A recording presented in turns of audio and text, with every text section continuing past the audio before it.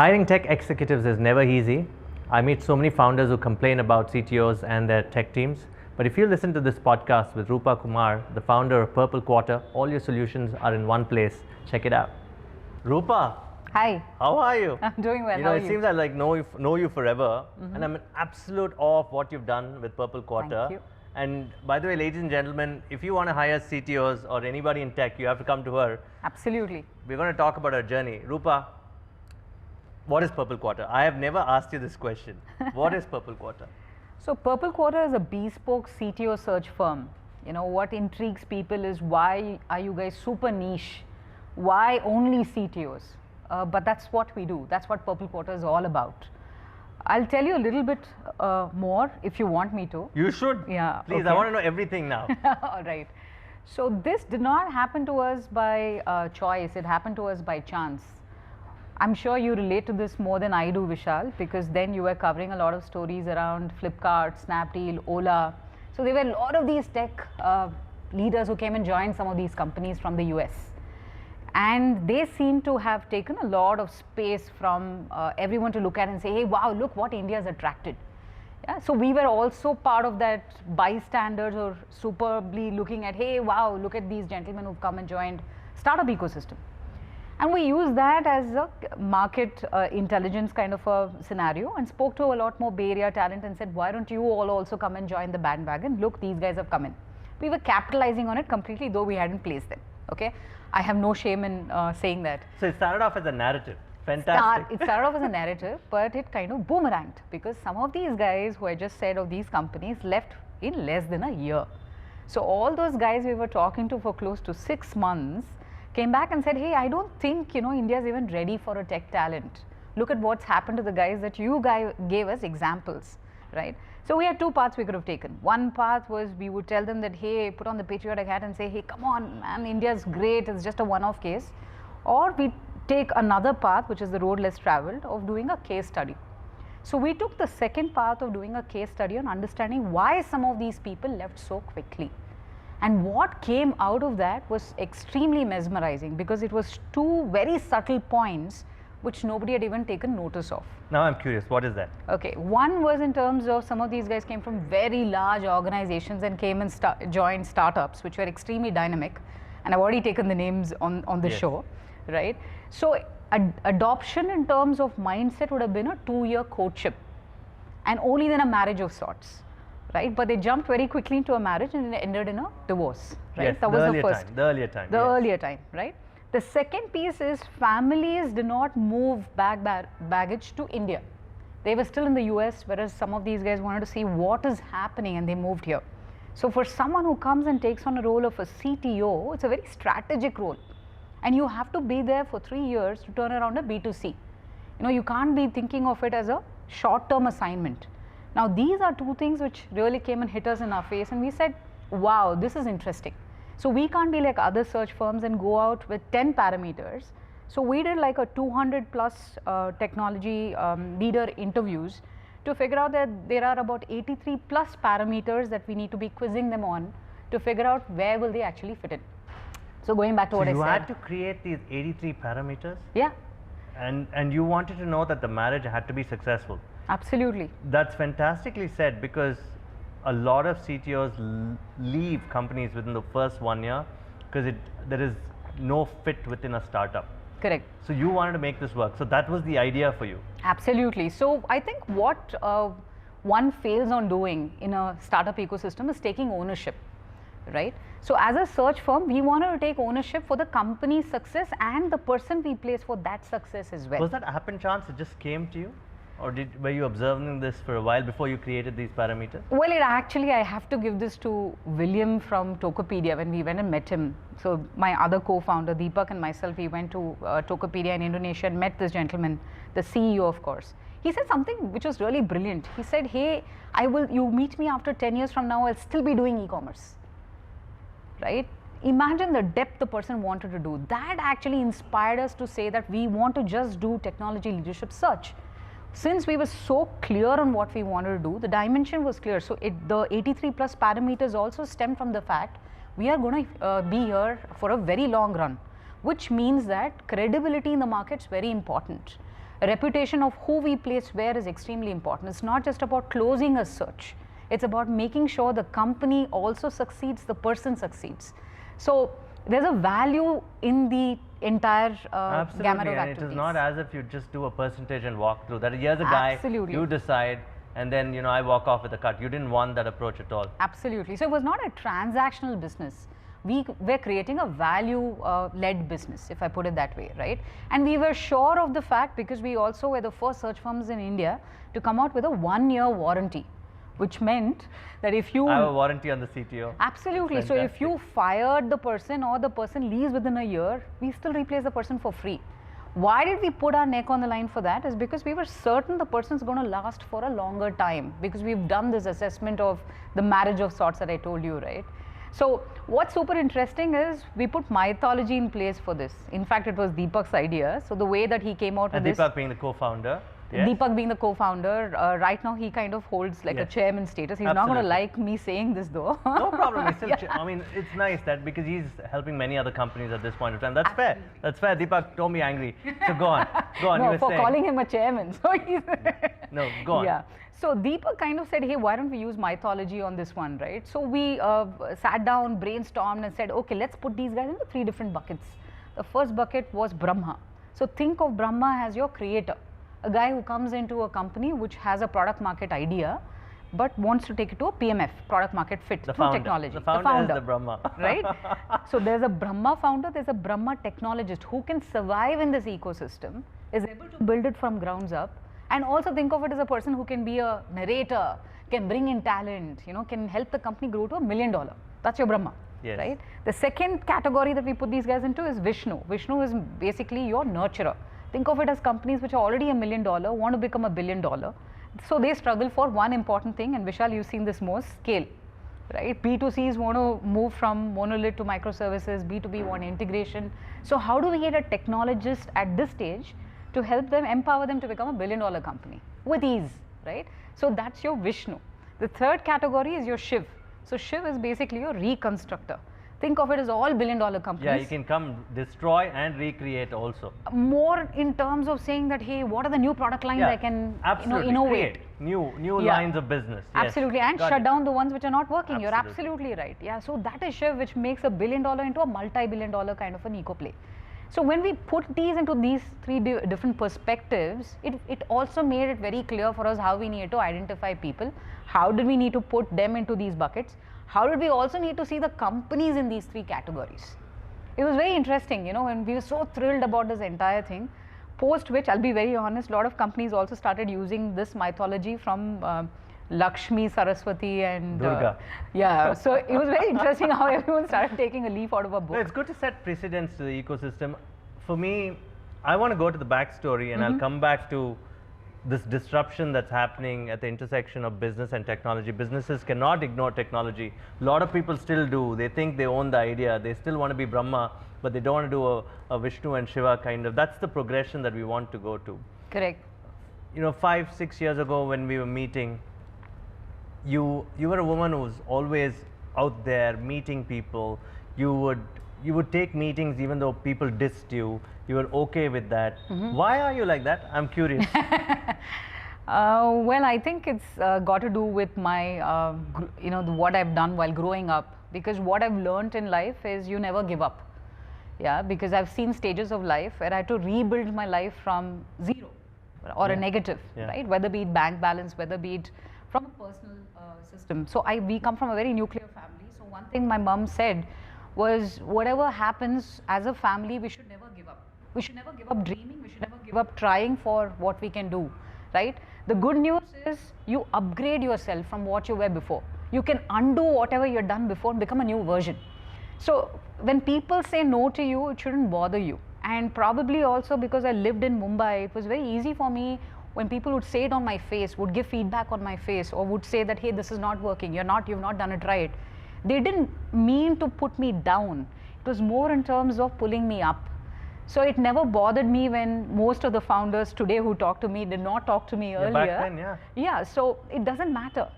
Because at the end of the day, it's a journey that one needs to seek, and you have to keep going, right? Whether the person says yes or no today, don't let that get to you. Yeah, so most of the team that we have here for the search team, I would like to say it with a lot of pride, Kiran and his entire team, they get maximum passive candidates to come and say yes to opportunities, right? And it's absolutely amazing. I actually want to mention one of our founding team members, Amit, who sits out of Bikaner. I think I've told you this earlier. Sits out of Bikaner. He's one of our star performers in terms of getting someone to say yes over chats. Right, this guy's sitting in the US, this guy's a tech leader in a very large company, says I'm not interested, but this guy does something magical to get that person to say yes. So we have it in our DNA as a company that we'll never give up. And we won't be, we won't feel you won't be down, apologetic about it. Right, or embarrassed, or feel that, oh my God, how can someone treat you this way? You know, right? It's interesting you brought this nature that our ecosystem today is growing, but I see so many more sharks. I want to call it out. You said it's important that you don't feel embarrassed in this ecosystem. Yep. And in your case, I've seen you go from practically on the street all the time to whatever the company is, and the numbers, I will call it out in the introduction, it's brilliant. You've got the likes of Swiggy, you've got the likes of Pratilipi, Upstocks, whatnot, you've got many more. 100 clients or so, right? That that embarrassing or apologetic nature, is it because of our upbringing? Or is it because we are told that we should not dream? And you're a dreamer. Today we are here because you dreamt and you built a beautiful company. Was there ever a time when you thought, man, what am I doing? Did you ever think that way? I think all founders go through that, Vishal. You always, want validation from outside at times, especially when things are not going well. Purple Quarter did have its ups and downs as well. It will be wrong for me to say that, hey, we've only been successful. We've had our share of failures, right? The first year, I still recall, when we went ahead and closed Swiggy, we got Delvas for Swiggy. We thought we'd made it, right? And that was your first thing that you said. You actually told me that was your calling card at that point of time, right? And you were so happy, and I was happy for you. And we did a podcast. That happy Roopa turned into arrogant Roopa as well for a bit. Yes, absolutely. Because sometimes these things can get to you.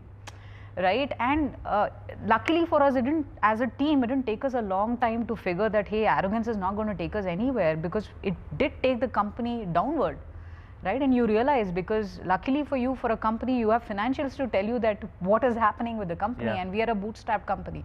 Which I'm finding out now as a first-time founder. Absolutely, and you will go through this, Vishal. So at the end of the day, there is nothing that is going to happen. There's only going to be an upward swing graph for you ever, right? You will go through your ups and downs, but it's a learning. That's how we look at it. Let's take this stage.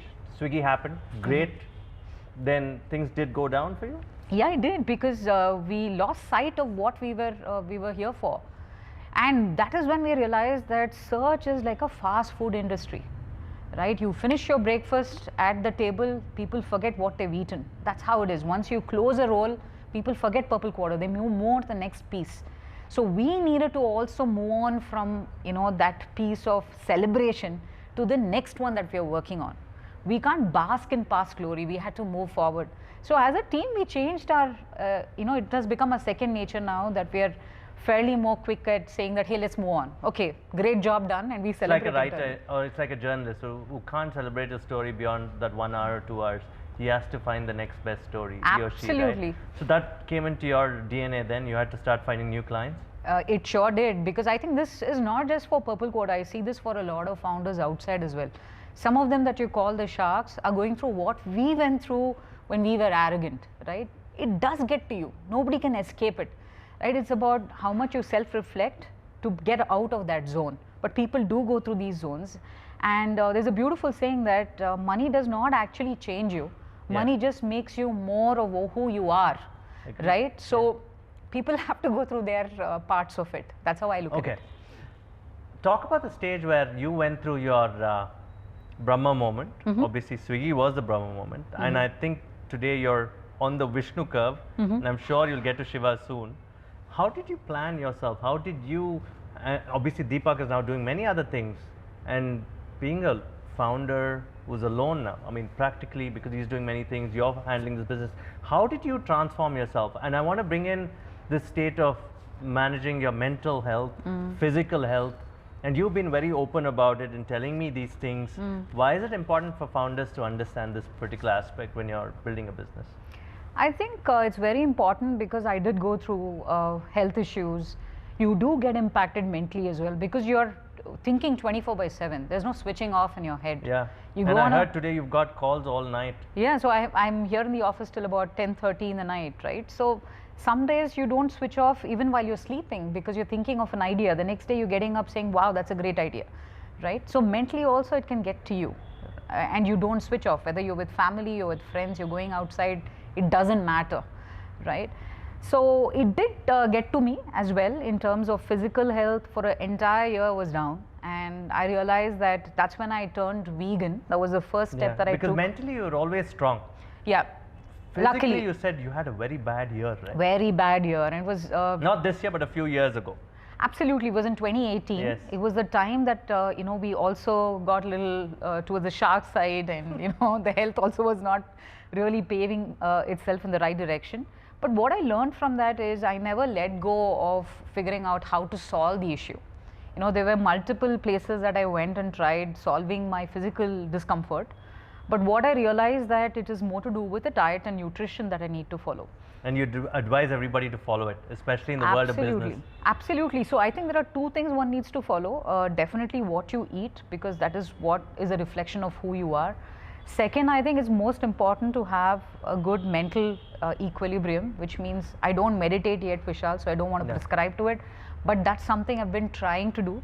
I'm the most not so much of a calm person, so you can imagine for me meditation for 5 minutes would be bliss, right? But I would really want to say that this is something my coach has been advising, that Roopa, please try and meditate. Do you think a coach is important? Absolutely, absolutely. They ground you to a very different degree, right? They help you see what are your dark sides, and you need to have someone to actually ask you that, do you think, you know, sometimes we label ourselves, Vishal, right? I would label myself as rude. So my coach would say that, why would you call yourself rude? I never came across you to be rude, to be honest. I thought you were always in the business and you were cut and dry about talking things directly. Sometimes that's misconstrued as arrogance. Arrogance, being rude, you know, and you're to the point. To the point, and me being on the other side of the gender also doesn't really help. Okay. I'll be honest. Let's talk about that also. Yeah. Did that have a bearing on your sales? Well, not with 90% of who we deal with, but yes, it does. Even internally, at certain points, I've seen that when you know, men have to report into me, it is a little stifled for certain folks, right? So at the end of the day, it is a multiple of these things can actually have a bearing on a person, and it does come across. So if I'm being firm, it gets misconstrued as being rude because a lady is supposed to be all nice and sweet and submissive. Submissive, right? That's the word, pardon. Right, right. And unfortunately, we are in India, and India, there is conditioning at home as well that a woman is supposed to be fairly more quieter, fairly more, you know, kind. Yeah, adjusting, compromising. So that's the 70s or the 60s for you, no? Not anymore. I don't think so. I don't see that it has changed as much, and you would actually be, you know, I'm at certain times I'm perturbed when some of my best staff. So I have Arujita, who's our senior manager for PR. I just introduced you, right? Yeah. So she is extremely the most direct person you can meet, and I love her for that. Yeah. So I happened to ask her, so have you had this feeling of, you know, not being treated because you're a woman? And she said yes, and that perturbs me. You know, I've been telling people the same thing, right? Especially we're in the business of HR. All of us in the business of sales. We are in the business of people management. I keep telling people, when the moment you come inside the office, or anyway, you got a separate gender. Yeah. You cannot run business basis gender. Correct. But it's very hard. It's very hard. It's super hard. How does the CTO thing work in this case? Let's talk about that. Oh, I love the CTOs. I want to talk women CTOs. Women CTOs I want to talk about. How do they manage it? I want to see a women CTO. And in your podcast, by the way, ladies and gentlemen, you have to follow the Purple Quarter podcast. Thank you. And because she's been doing a great job. But women CTOs, where are they? Why don't I see women here? It's only 2% of the total audience. Yes, so why? Yeah, it is. It's actually a bit of conditioning at homes that has actually led to this. But I'm hopeful that Gen Zs will change it, Vishal. So in the next 10 years, in a decade over, we'll see a lot more, you know, diversity in terms of technologists as well. I'll give you something which you'll be fascinated with. I was running an event for a VC firm a couple of weeks ago. And a lady founder walked up and said, how many of you VCs really want women CEOs. Yeah. They Yeah. had no answers. These are senior men. Yep. Men again sitting Yep. there. Nothing against men, obviously. But they have no idea that there could be a woman CEO sitting there or somebody running an organization. They haven't funded startups with 100% women run organizations. I mean, it's very strange. Women CEOs are not taken seriously, I nor heard are it's the CTOs. case even in the US. Yeah, it is. It is pretty much the same case everywhere. So that's why I'm saying it's not a ceiling just here. It's everywhere else. I think the one thing that is super different from India and the US is you have a lot more technologists who come from China, who come from Vietnam, who are women, and they get appreciated. They are in good roles, right? But even now, that kind of after COVID, it's become more remote, so people are not in these regions anymore. So there is again a scarce amount of talent which is available locally when you want people to come to office. So it is a bit of a in the middle. I'm glad, see, we digressed a little bit. We talked about mental health, we talked about gender issues, and I'm glad you're tackling both as a leader. Purple Quarter, everybody now, I've seen you in the news a lot more now, and I wish, and I would say the organization that I worked in previously didn't want to champion you because of the model. Yeah. But you proved everybody wrong, and here you are, everybody knows you today. I'm glad it has to go higher and higher, and more power to you. What is Purple Quarter's business model? You're very different. I remember you calling you 3 months ago, and I said, the startup wants a CTO, and you were very sharp and you with clarity, utmost clarity. You said, Vishal, we are not like the other search firms, we are very different. I'd like you to set that in context as to why you're different. I know we talked about it in the introduction, but why? What is that? I know you take something from the ESOP pool too. That's what you told me. So I want you to explain the business model in your case. If it's secret, don't tell me. No, no, there's nothing which is a secret, right? So it's very simple. We understand the business rather than understanding the role, right? I think that's the most important piece. Since we deal with a lot more domains, we understand most of the domains by now. I can say that today because we are almost 6 years in the industry. Yeah, so technically, when we go and meet a founder, we are at par with them and we are asking certain questions about their business model. So no longer the discussion is about who do you need as a CTO. Using that premise is when we are figuring out, do you need a CTO, do you need a head of engineering, or maybe you're not even ready for any of these, you're ready for a VP or a director range. Absolutely, and now I want to talk about, there may be a design guy you want, is it a product guy you want? That's a brilliant thing. I want to segue into that too. Keep in mind that why things don't work out in startups. That's something you have to talk about too. Absolutely. So we've had situation when people say that they need a CTPO or a CPTO. I'll tell you how they differ. It's a Chief Product Technology Officer or Chief Technology Product Officer. Why they are tongue twisters. Yeah, why are they the other way around is because if you put a CPTO, that means the product is higher than the technology quotient. Yeah. If you do a CTPO, then it's a technology which is higher than a product quotient. That's how it works, right? But I thought both were the same. I thought both need to understand each other, right? Yes, that's true. But product and engineering work slightly differently. And I'll tell you how it stems specifically in the region that we are in India. Most CEOs today are playing the role of a product visualization person, right?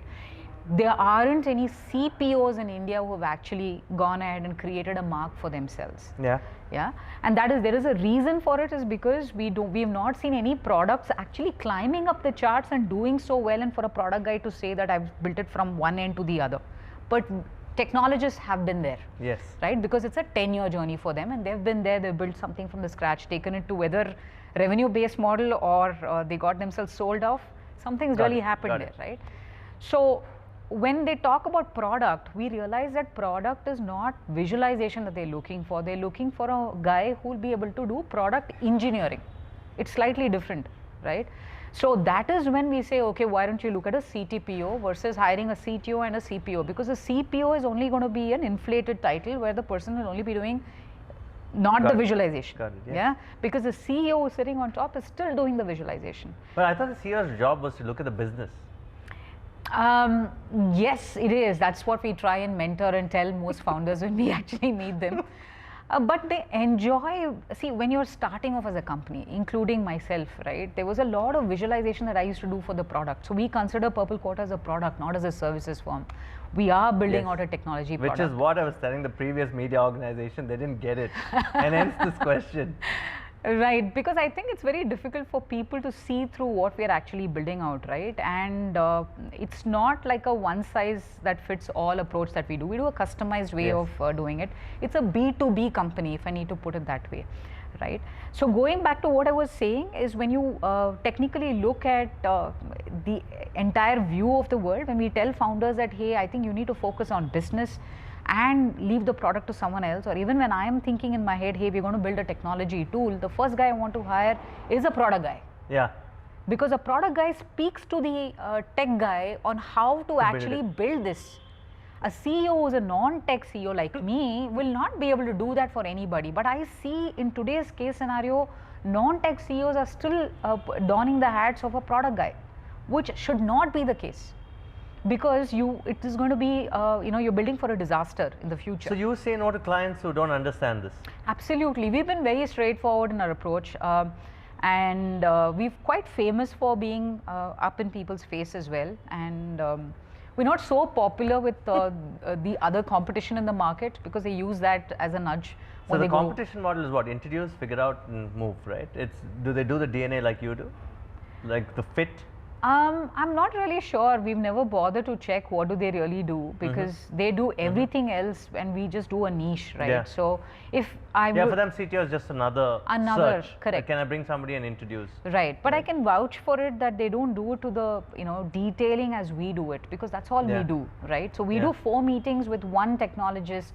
We lay out 83 different parameters, which is equivalent to 200 plus questions that has been. Have you nailed the search? Yeah. Every single time. So if we don't nail the search and we get paid, in fact, it has happened to us. That's the warranty. Yeah, so we tell them that, hey, I don't think we want to get paid because we haven't given you a person. Though we are a retained search firm, but we don't want the money because that's not the intent. The intent is to close the role.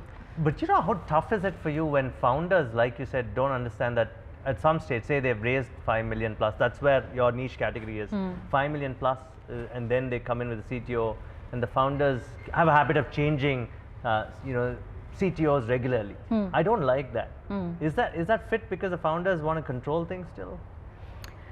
Well, I think do you have a problem there? The reason is then you can't do your warranty. You don't want to do that. Correct. First and foremost, need to figure whether the founder needs a CTO. Right, that could be the issue. So you do meet the founders and say, do you really need a CTO? Yes, we do. Does that happen? We actually go back and tell a lot of stealth mode Series A companies who come to us and say, we have a 20-member team, we need a CTO. So I ask them, why do you need a CTO? You need an engineering manager. And for that, you don't have to work with us because we are extremely That's exactly expensive. what you told me. Yeah, yes, I did. I did, because at the end of the day, you really have to be clear on what you want. See, clarity is what will take a company forward. Everything else will take it backward. Okay. Your advice to founders spending a lot of money on tech people, senior tech, and then getting the product wrong. How do they fix that? I want to see a podcast around that from you. First and foremost, I would like to say that we wouldn't have placed that CTO.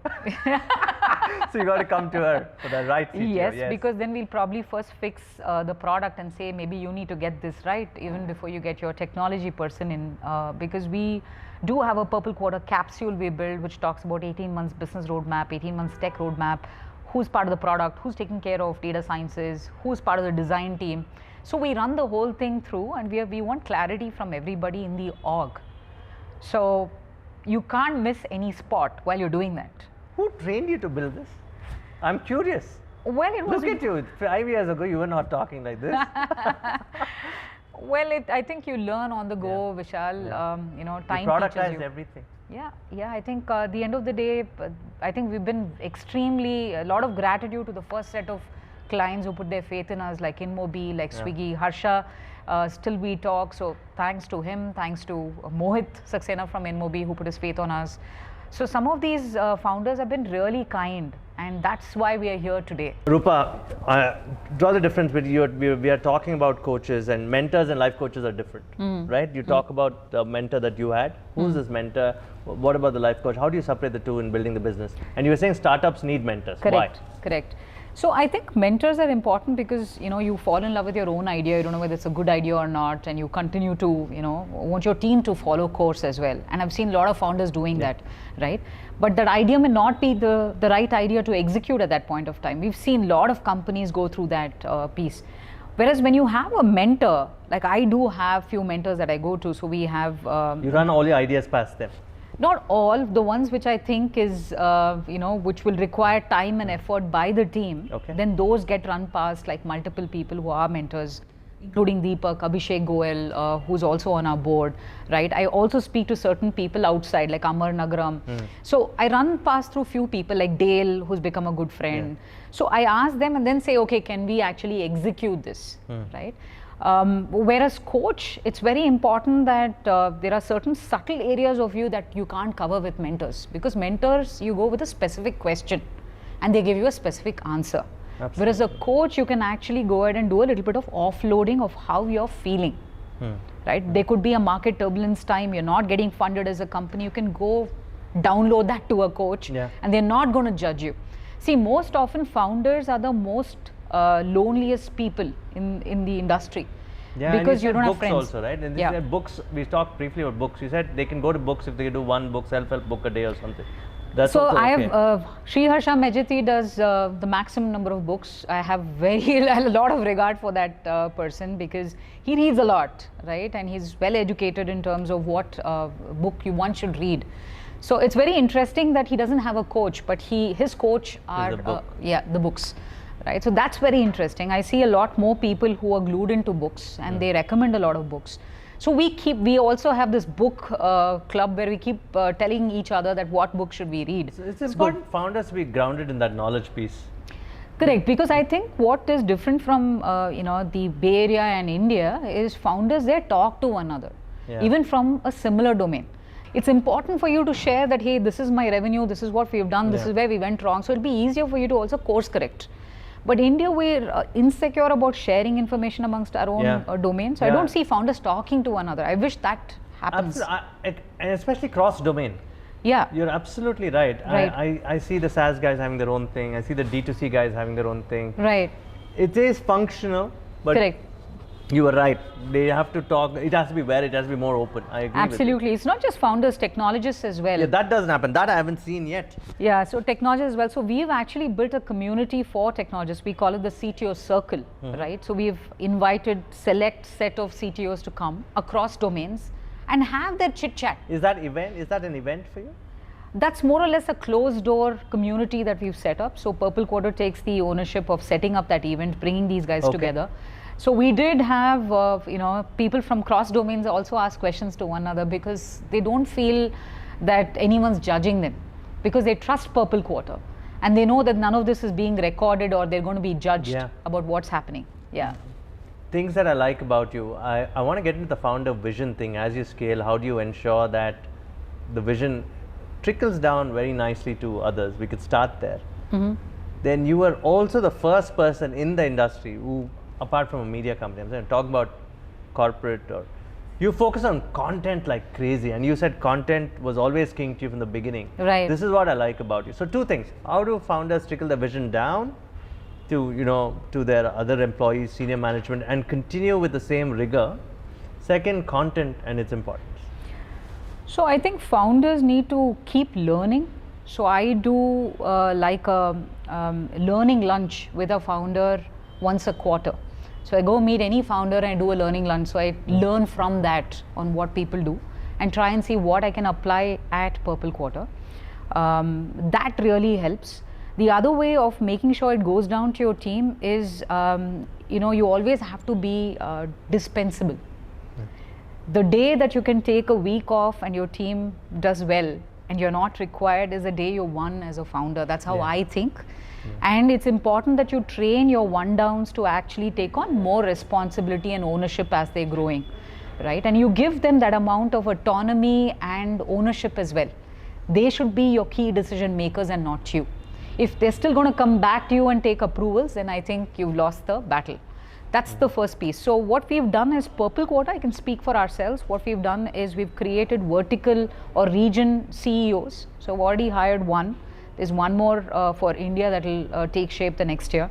We're also looking at one for US and how we look at other regions as well. So it will not just be Roopa Kumar everywhere, right? There will be multiple other faces that will come up. The other thing, I'm happy for you, from a girl in Indranagar, now going to Singapore, now going to Europe, you've got offices in the US, Santa Clara, you said. Yes, that's How's right. that expansion been?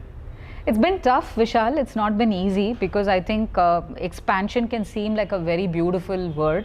But along with the expansion comes the other pains, right? You have to maintain your P&L, you have to hire the right set of people. Yeah. The journey of the culture that you've built for this company should be similar to how Amazon built their journey, right? Yeah, So, I see Jeff Bezos in your office. Yeah. Why Bezos? because I think he came out of nowhere and built $1 trillion ecosystem. I think I just find that extremely mesmerizing, right? So anybody from anywhere can actually build something out of anything, right? That kind of holds very close to my heart. And I love the way that he's built the culture. So because Amazon, you speak to a person in India, you speak to a person in the US, they're all similar. Yeah, the message is consistent. Yeah, it doesn't change. I mean, their behavior is similar, the way they come and they wish you is similar. Yeah, so that's one of the things. I want to ask you, this is something that a lot of founders tell me, and I want your honest views on this. Whenever I meet a founder, and I do sit in closed room meetings with a lot of founders, and they say, I want my employees to be my clones. Would you agree with that, or would you say, was that something that you like, or would you say that it's rather get them, I mean, talking about Bezos, he's built a great organization, but everybody's not a Bezos. It's the Amazon way, right? Correct. Right? So what's the difference? A lot of people get confused. A lot of founders think being their clone is the best thing for an organization. May not be so. I don't agree with that at all. I think everyone needs to keep their own identity. Identity, absolutely. Because that's when you will be able to, have your own spotlight, right? I also tell my team who come and join us saying that don't lose your identity. You will know how to talk to a candidate, don't learn mine. I learn from you, you may learn from me, but we can't be, like one another. But the most important part that one should relate to is you're not building clones, you're building a DNA which should be similar, right? For example, we talk about the founder's passion, right? Are you actually transferring that to your people? Second, are you making them believe like entrepreneurs? That is an important piece. You can't just say, hey, I want everybody who comes in, I want a missionary over a mercenary. All these chats are great, but how are you empowering them, right? That becomes the most focus area, right? And it's also important that you call out when they're not doing a good job as well. It's okay, it's completely all right, because which is what you learned in your life too. Absolutely. Right? It's okay to be called out. The Bombay example that you gave me when you were working there. So I have had some very tough bosses. I've had ex-army folks who were my bosses. It's not been easy, Vishal. I used to get pulled up at 9:30 p.m. in the night over font mistakes I did, and the report still will not go to the client. So you can imagine, I was the senior manager then, but even then, I would stand in a queue, get it checked from my boss. I'm sure he's listening to this one, but yeah, it wasn't easy, right? And nothing happens easy in life. Yeah. Right? And someone's giving you feedback, you take it in the positive spirit. Whether it comes from a partner, it comes from a client, it comes from someone internal, does not matter. The intent is for you to grow. That's all we need to focus on. So build a good DNA. Don't focus on clones, because that would be very Don't boring. focus on clones. Absolutely, because why would you need everybody like to be like you? Absolutely, that would be super boring, right? And that's the reason why you choose partners who are opposites of you, right? That you don't want that at home. Why would you want that at work? Absolutely. Yeah. Quickly tell me about content. Then I want to talk to you about how life's changed in terms of work after COVID. A lot of founders complain to me saying half their office doesn't show up. That's a real problem and pain, because nobody's been able to measure each other. And now the first question people ask at a boardroom is, can I work out of home? It's fair, but what's changed? That's something I want you to be cognizant of. Let's start off with content. Content was always king to you. Why? King or queen? Let's say queen. Let's pretend in neutral. Doesn't matter. Either ways, I think it's important what we consume is directly proportional to what we say, right? So I've always believed knowledge is power, right? And putting that out, the messaging has to be right. Yes. You don't need to be popular. You need to be saying the right things so people are gaining from what you're saying, right? That's why content's been very important, super critical. So as a team, the entire Dipesh runs our marketing team. So as a team, we're super focused on how do we deliver what we are delivering. Yeah. It's not about delivering one a day. Does this piece suit us? That is what we are visualizing every single day. And therefore the CTO podcast. Therefore the CTO podcast. I was perhaps the only odd man out then. No, but you did a lot of, see, your intelligence on the technology side was, it was excellent. Thank you. Honored, really. Thank you. Yeah, so that's the reason why you were brought in, and you did speak a lot about technology on that podcast, otherwise you wouldn't be there, right? No, thank you so much. I'm telling you, right, nobody had invited me and you did. So I was very happy to do it. I was very happy. I jumped at that. And thank you. So content is always king. Every organization should build it. That answers the question. Right. I want you to also tell me about COVID and how things have changed, this work from home. A lot of these big HR firms out there talked about what the great resignation and all that nonsense. I mean, I still think it's nonsense. But what's really happened? Well, COVID did change a lot for Purple Quarter, I'll be honest, because the first 3 months did get to us, and we didn't, all the positions went on hold. Our revenue suffered, and then we had to bring, the next quarter was brilliant. We did 19 searches. We closed 19 searches in one quarter, which never happened in the history of Purple Quarter. So, we were partying because we did 19 searches. One thing that as a team we realized is we all needed to be in the office, because we are so vibrant, full of energy, and we need to talk to one another, and we have to meet people. That is the most important essence. But as a practice, and because we are a startup, we allow people to do work from home once a week. Fantastic. Right. So it's balanced. It's balanced, and that day of the week could be any day of the week. Like you feel like not coming to work on a Monday because it's raining and you want to do work from home. Or they just listen to a song about Monday blues and absolutely, it's all right, because I think the moment you're monitoring people too much, then the actual data says that people are overworking anyways. So there's no point sitting and monitoring when did you come and when did you go out and what are you doing. So we do that work from home culture. What happened with your startups? Was it a challenge for many of them? Yeah, because C-level searches cannot happen remote, right? You're not able to know how the guy is going to be if he comes on the job. So people were confused. How do we do this for that quarter? After a quarter, things changed because scale of business went up for multiple of these domains like ed tech, health tech. It just bounced out of nowhere, right? They didn't see this coming. Or a D2C as well. It was crazy. It was all over the place. Supply chain got impacted the most. So when they realized that it was a need of the hour for us to hire, irrespective of COVID, market turbulence, it doesn't matter, man. I need to get the person. Like, I don't know if you've read what Jyoti Bansal wrote on LinkedIn. No, I have not. No. So he mentioned that the one thing you need to do, whether market turbulence, COVID or a recession or whatever, is you can't stop hiring your most important key roles. You can't stop. And that is the truth, right? And some of those key roles are technology, because most companies are moving from offline to online. So we saw that shift happen within a quarter, right? I think it has been beautiful in terms of how we've all evolved. Do we still want to work out from home? 90% of our staff likes working at office. So which is good. Yeah, 10% if they want to work from home. Why not? You've given them the choice and balance. Absolutely. Okay, what next for you for 2023? Obviously, I'd like you to be a larger firm. Would you be the first? Will you, because you're building a HR tech company in a way, do you see yourself raising money anytime soon? Because I see you in the US, that's why I'm asking. Would it be fundraiser or would it be organic? Or are you a big believer in building a business with your own cash kind of a thing? What are some of the thoughts? What are some of the colors which we will see from Purple Quarter next year? So 2023 is going to be extremely exciting. Purple Quarter has been nominated for the Stanford Transformation Program. So we are part of that. That is going to help us steer course for the next 3 years on how we want to make this. The aim is to be an 87.5 million USD company in 2025. And the steps that we would want to really take is, one, build a tech product, which may need fundraise at some stage. And luckily for us, we have a lot of investors who are our mentors and part of our own board.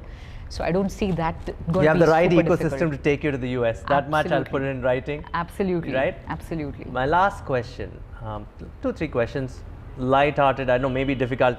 Did that little girl from Mysore really think she'd be here today? Well, one, I did know that I wanted to create something for myself, right? I think I didn't know where I would be, but I knew that I was a dreamer and I would get somewhere. But I can't say, yes, this is where I wanted to be, and that would be odd. You're not from a business family. I'm not from a business family. I am from a salaried family. I am an Tam Bram Iyer, where How did they view it? How did they view it? Conservative, by the way, when she says Tambram, for people watching Extremely. abroad, it's really conservative. Yeah, it is really conservative. But my mother's always has an entrepreneur streak. She'd had a failed business, so I've actually learned a lot from her. They're extremely proud of where I've gotten today, and my brother's proud as well of where I've gotten today. He's been a banker all his life, and he's running his own business today. So now we've all become a business family. He started after you? No, he started much before I did. Yeah. Okay. So yeah. business runs in your family now, which is nice. So what do you do? I mean, I know you're heavily into fitness and you're vegan. Is that something that motivates you today? You alluded earlier, you said that's table stakes. Every entrepreneur should do it. Is that something you'd never compromise on now? It all happened because I met Anshuman Bapna, a dear friend who used to be Go IBBO CPO, the one guy I admire, and over one coffee chat he told me, Roopa, technology is improving so much, you should not be thinking of dying at 60 or 70. How about living? I'm going to live till 100. So I made up my mind that I'm going to live till 120. So if I need to live till 120, then I have to look 60 when I get to 120. So that's the motivation. Everyone needs a motivation, role and goal, right? So you need both of it. So first thing is I fixed my diet. Second thing is I'm into fitness. I'm into trekking. I love the outdoors. You get the time, Roopa. You're so busy now. I find the time, Vishal, because I think life will run out otherwise, because you know some of these things you have to do on the side. And I have a pet now, so that's a full-time cat or a dog? He's a German Shepherd, so you can imagine he's a working dog. Yeah, so it all helps. It all helps me stay fit, What's less his name? stressed. His name is Benz. Nice name. Thank you. And what, do you go trekking with him? Not yet. He's not even 2. So yeah, once he grows up a little, definitely. But they're very loyal dogs. Extremely loyal. And that's right. Loyal to one master. That's the problem. Well, it depends. They find their sweet spots with every person in the family, but yeah. But they are protective, I'll tell you that. I've had German Shepherds. Yeah, super protective. But I don't know if he's going to be friendly with my golden. We can actually catch up. Yeah, sure. I'm telling you. Do you get time to read? That's my final question. If you're reading, recommend good books or good podcasts. By the way, again, ladies and gentlemen, big reminder, watch the Purple Quarter podcast. Don't forget, she's the host. Thank you. So Thank you You once should again. tell us what you're reading. I think books are the only gifts I get for my birthday and every time else. Don't tell me these are the self-help books or CEO books and all that. No. I know you would have read the Bezos book. Yeah, that's a long time back. I read it in 2017, to be honest. So the one that I recently read was The $1 Trillion Coach by Bill Campbell. Fantastic. Yeah, it's an amazing book. He's no more? He's no more, that's right. But amazing book, amazing mentoring skills, and that's something that it intrigued me. So I read the book. It was gifted by my Chief of Staff, Mercy, for my birthday, so I did read it. The one that I'm still waiting to read is, I think, was Excellence Leadership or something, gifted by my coach. So I'm waiting to read that, and some of my other colleagues have gifted me a few books. So I have a lot of books that are pending to be read. I'll say that, but yeah. That's good, you've got a library. So my last question. Sure. What does Purple Quarter, the word, mean? Awesome question. So purple is basically your color purple, and it's derived from the flowers that are in the mountainous region. So think of it as why it was, you looked at royalty with purple is because getting these flowers were very difficult. You only pick them in winter. Rare. Yeah, and they're rare. They're in the mountainous region, so you have to go reach out, bring them. So one is it's royal, it's unique. So purple we equate it to unique. Quarter is your management grid 5,5, which is 5 on performance and 5 on people. So purple quarter means that we get you that unique 5,5 for your company. Superb. I mean, I'm telling you, Roopa, I'm very happy with where you are. Thank you. And I'm going to be doing this more often with you. Sure. And I'm going to perhaps catch up with you in the US next when you're doing your fundraising. So ladies and gentlemen, check out our podcast. It's the Purple Quarter podcast. Tech Factor by Purple Quarter. It's on Spotify too. Yes, it is. So thank you so much. Thank you so much. Thanks. It's a Lovely pleasure. catching up with you. Thank you. Thank you. I'll see you soon.